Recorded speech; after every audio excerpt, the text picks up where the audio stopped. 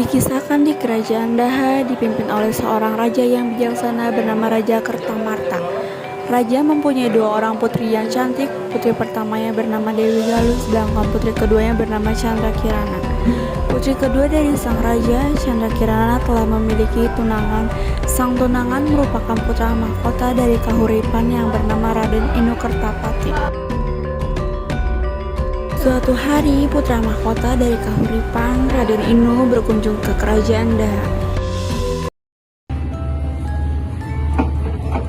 Selamat pagi, Raja Kertapati. Oh, pangeran itu. Dalam anakku, Maya. Perkenalkan, ini calon istrimu, Candrakirana, dan di sebelahnya ada Dewi Galuh. Selamat pagi, Candrakirana. Kau terlihat memukau pagi. Selamat pagi pula, Dewi Galuh. Selamat pagi, Pangeran Dewa. Baiklah, sekarang saya permisi ya, kalau permisi. Dengan penuh rasa iri dan dengki karena pertunangan adiknya, Dewi Galuh pun pergi ke kamarnya. Wahai putri cantik, mengapa engkau terlihat sangat kesal? Kenapa? Kamu menanyakan aku kenapa? Setelah si Candrakirana yang selalu bernasib baik itu. Wahai Dayang, apakah aku tahu cara meningkatkan Candrakirana?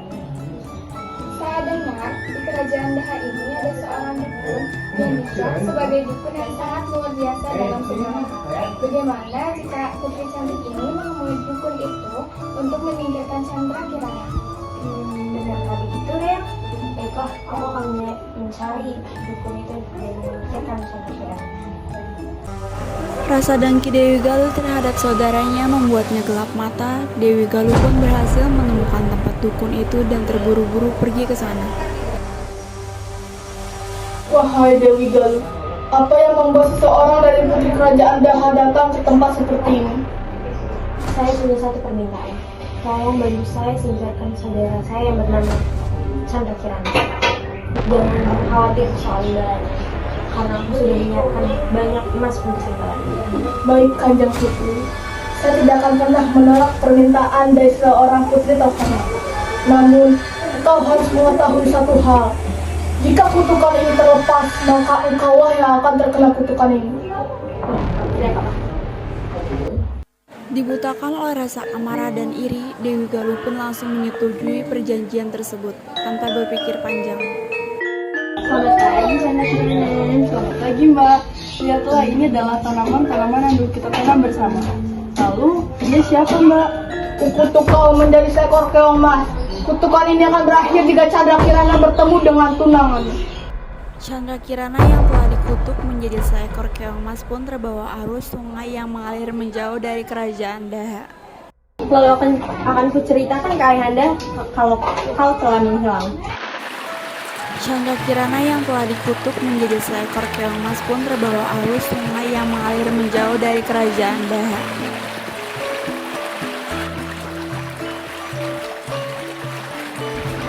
Makhluk apa ini? Sangat terang dan berkilau, bagaikan emas. Keong? Waduh, ternyata keong emas. Tapi saya tidak pernah melihat keong berwarna emas seperti ini. Simbo pun membawa keong emas pulang ke rumahnya. Suatu hari di dalam tempayan tempat keong emas disimpan, tanpa pengetahuan Simbo, keong emas itu berubah menjadi manusia. Astaga, siapa yang sudah menyiapkan semua ini?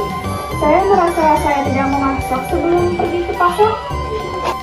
Di pagi hari, Embo pun pergi ke sungai untuk mencari ikan. Lagi-lagi ketika Simbo pulang setelah mendapatkan ikan-ikan dari sungai, berbagai macam makanan telah tersaji dengan rapi di meja makan. Keesokan harinya, Simbo masuk melalui pintu belakang, mengendap memasuki dapur. Wahai gadis cantik, siapakah dirimu? Saya Candrakirana, seorang putri dari kerajaan Daha. Astaga, ternyata kamu Kanjeng Putri dari kerajaan Daha itu. Candrakirana, apa yang terjadi padamu? Candrakirana mulai menceritakan seluruh kejadian yang menimpanya, mulai dari hal terkecil hingga ia bisa terkutuk menjadi seekor keong emas. Bersabarlah, Kanjeng Putri. Senantiasalah berdoa agar semuanya kembali seperti semula. Di sini, Bo hanya bisa membantu dengan cara berdoa saja, Kanjeng Putri. Pangeran Inu, tolong carikan putri saya Candrakirana.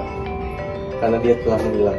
Tenanglah Tuan, saya akan memerintahkan pengawal untuk mencari Chandra Kirana ke seluruh kerajaan. Pengawal! Siap, cari tunanganku ke seluruh kerajaan. Siap! Dah, pangeran ini sekarang sedang mencari Chandra Kirana. Kau harus melakukan sesuatu dengan hal itu.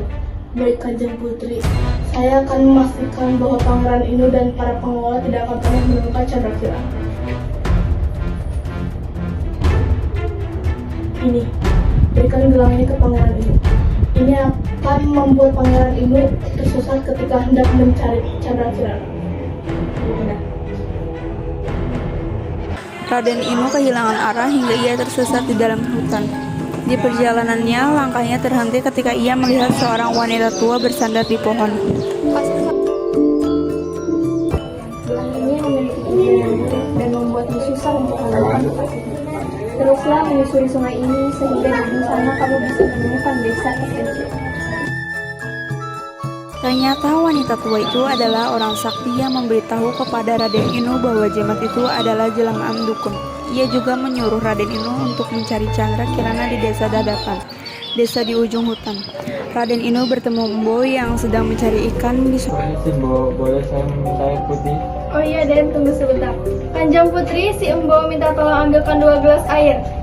Chandra Kirana keluar dari rumah dengan membawa 2 gelas air, lalu Raden Inu dan pengawal terkejut saat melihat gadis yang keluar dari sebuah rumah kecil itu ternyata adalah Chandra Kirana.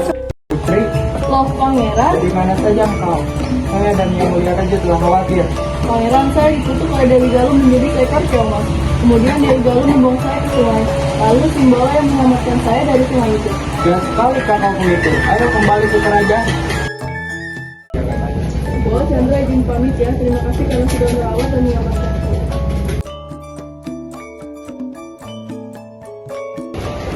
Tuh, anakku, Ayah, apa yang telah terjadi anakku? Dewi Galuh telah mengutukku ayah. Ia mengutukku menjadi seekor keong dengan bantuan itu. Dewi Galuh yang mendengar percakapan itu berlari menuju gerbang keluar dengan rasa takut dan panik. Ketika ia terus berlari, tubuhnya mulai mengecil dan perlahan berubah menjadi seekor keong. Cerita tersebut mengajarkan kita untuk hidup dengan baik, memiliki sifat yang baik, dan tidak melakukan hal-hal buruk kepada orang lain atas dasar iri dan dengki.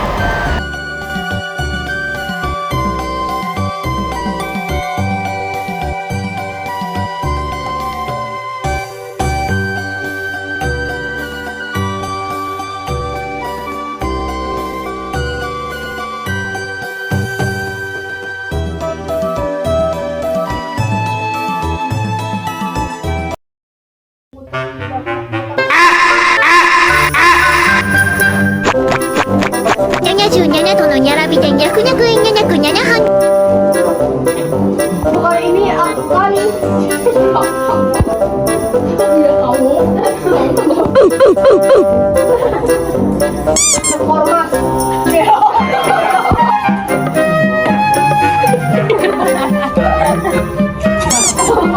Halo guys.